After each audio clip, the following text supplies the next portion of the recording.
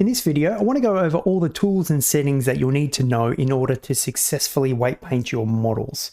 I'll also go over some of the tools that you probably won't ever need to touch, even though you might think that you need to at first. Now, there'll be a lot of information in this video, and I want you to treat it like a buffet. You're going to find your way of working in the tools that you like to use. You could work the same as me, or you could work different. It's up to you.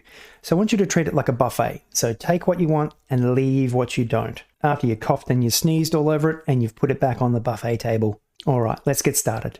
Here we're looking at our beautiful Suzanne model, and I've already gone ahead and connected the armature modifier here, but there is no weighting on it at the moment. To get into weight paint mode, first we need to select our armature, then shift select our mesh, and then we can jump into weight paint mode, and you will see this bone selection option up here.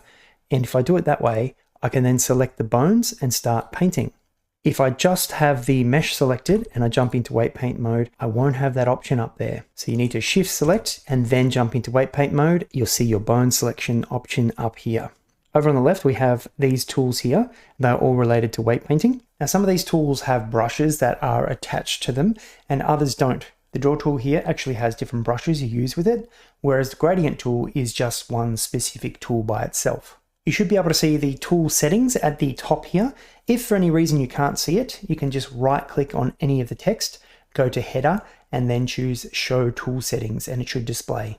All of those tool settings are also available in the side panel under the tool tab. All the same settings are there. It's just laid out a little bit differently.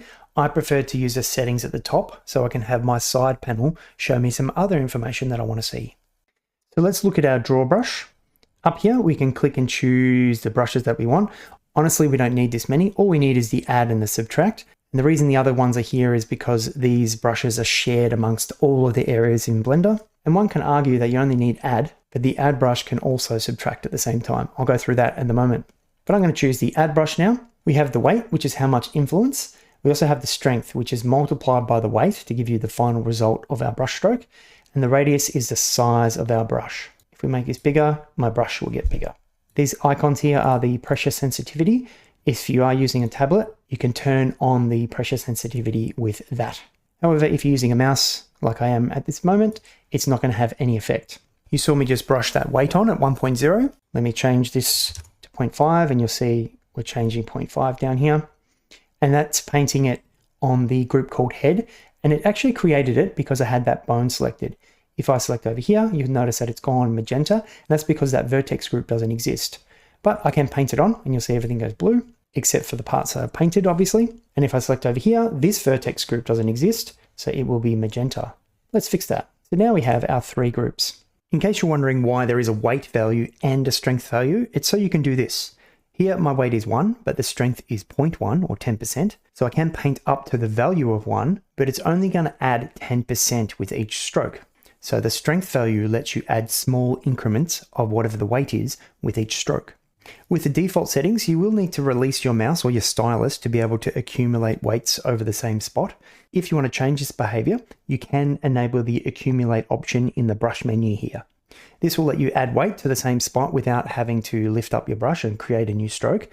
However, it doesn't just keep adding weight if you hold over the same spot, only if you brush backwards and forwards over the same spot without lifting off, like wax on, wax off, wax on, wax off.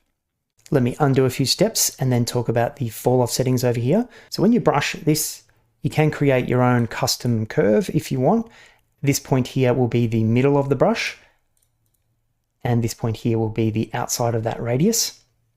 You can also change the curve by choosing one of these preset options down here, or one of the preset options up here. And honestly, you would never need to do this unless it's a super rare situation. Almost all of the time, you can leave it on the smooth fall off curve and you're good to go. One thing that you might find yourself changing though is the fall off shape. The sphere setting will create a 3D sphere from wherever it hits the mesh and radiate outwards from there. Whereas if you choose projected, it's actually going to paint all the way through the mesh. So we can go, you'll see it's painted the other side as well. So you need to be very careful when you're painting through to make sure that you're not accidentally painting on this side when you didn't mean to. There are some other ways to limit where your weights will end up. We have this front faces only option here, and that will only let you paint the faces that are facing towards the viewer. And there's also a similar setting in the fall off menu. This setting will let you specify what angle the fall off should occur though. So a setting of 80 degrees will include all the faces that are within 80 degrees of the face where the middle of your brush hit. If we lower this to 10 degrees, it will only include faces that are within 10 degrees of where your brush hit. This might be useful in some situations, but usually I just zoom in really close for any tricky spots. So the slow workflow is to actually change your weight settings up here, as well as your radius and your strength, and then get to painting. So using the toolbar up there is actually pretty slow. There is a faster way of doing that by hitting the W key if you right click select, or right clicking if you're on the default settings, and then you have this pop-up menu here. But by far the fastest way is to actually use the hotkeys. They're just the same as the other areas that use these brushes. F will adjust the size of your brush, Shift F will adjust the strength, and Control F will adjust the weight. Using the hotkeys is the fastest workflow. You also don't need to slow down if you want to do the opposite of whatever your brush is. You can just hold down Control, and because I'm using the Add brush, that will subtract using the current brush settings. Using the hotkeys is the fastest way of working. Let's talk about some of the symmetry options we have up here. This X-axis symmetry is pretty awesome. When we enable this, I can then paint on my left ear, and you will notice that it also added the left ear group as well as the right ear group. And if I click over here, because those names matched, it's already copied that work across to the other side. So that is a super handy feature when you want to mirror one side to the other, but you can also mirror the same group. Here in this example, I can paint Suzanne's left side, and that change will be mirrored to itself across to the other side of the mesh. Let's have a look at the blur tool, which is fantastic. We use this to kind of blend between two areas. Just by clicking, it's going to blend the surrounding weights together. This helps us get a nice smooth transition.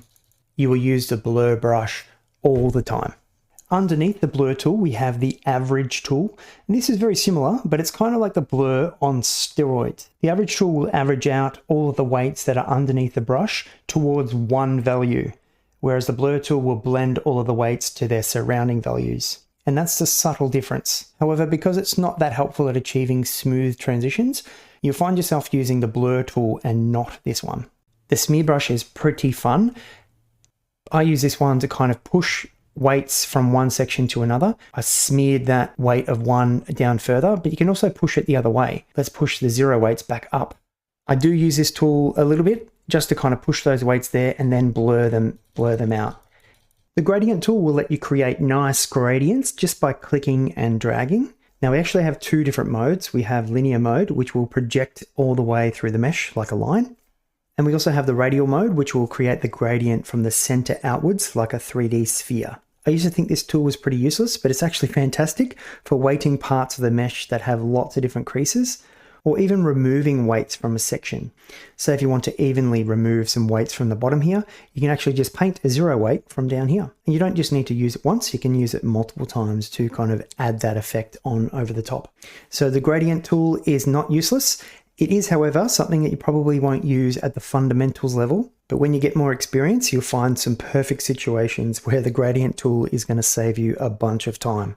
And the final two weight painting tools are underneath this little eyedropper icon here. We actually have two in here. We have sample weight and sample vertex group. Now I dare say you'll never need to use these because they're a little bit problematic and it's actually not the fastest workflow. But let's have a look at them nonetheless. The sample weight will give you a little eyedropper and then it will let you sample the weight that's underneath the cursor. At the moment we have a weight of 1. If I click down here, it's complaining about the modifiers, but we can click here and you'll see sometimes it will correctly detect the weight that's underneath the cursor. But the fastest way of changing your weight is actually in the brush with Control F. And the other option is sample vertex group. So we can actually click and that will give us a list of all the groups that are underneath the cursor. Now at the moment there's only one group here, but when we're weight painting, you can actually just select the bones and that is the fastest way of working. So that is why I don't think you'll need to use these options here. One setting that I think you should get used to using is this auto normalize button up here. Before I enable it, I'll show you what's going on.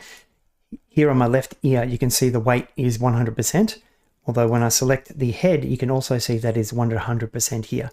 So these weights on the ears are not actually normalized. So if I rotate them, you'll notice that it's not working the way that I want. And normalization is to blame here. And no matter what I try and do to these weights here, I can't actually paint them any higher than what they are.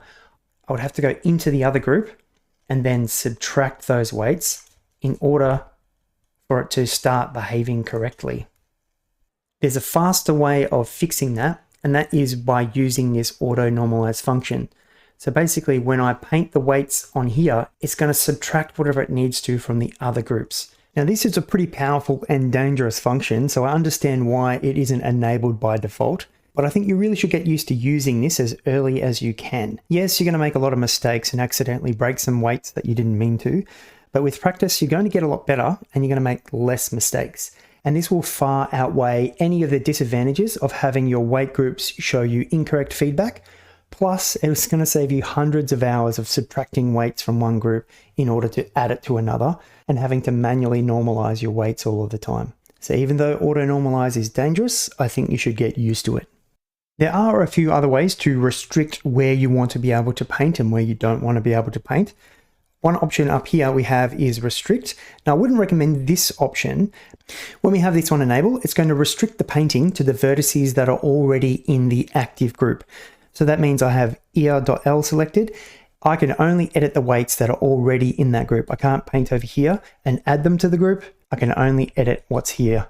Another thing we can do is actually lock our groups. So we can actually lock that one there. And now that bone has gone red, which means I can't edit any of the weights in that group. You can also bring up the locking menu by pushing K on the keyboard, and that will bring up all of these different options here. They all should be pretty self-explanatory.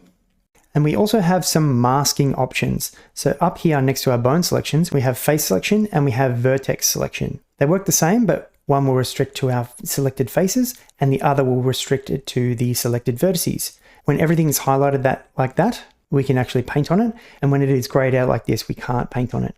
So we can select everything by hitting A. Oh, and now I can actually paint some weights.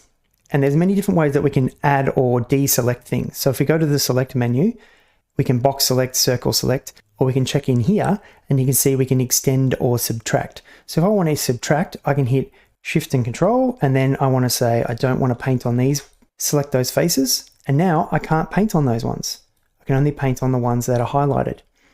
If we wanted to add to the selection, that is Shift Control Alt. I'll lasso select those guys, and now I can paint on them. And that works the same with the vert selection as well. Let me deselect everything and just select her nose. So that's enough for the weight painting tools at this fundamental level. There is more to learn, but that will come later with experience and practice. But in the next lesson, let's see this in action.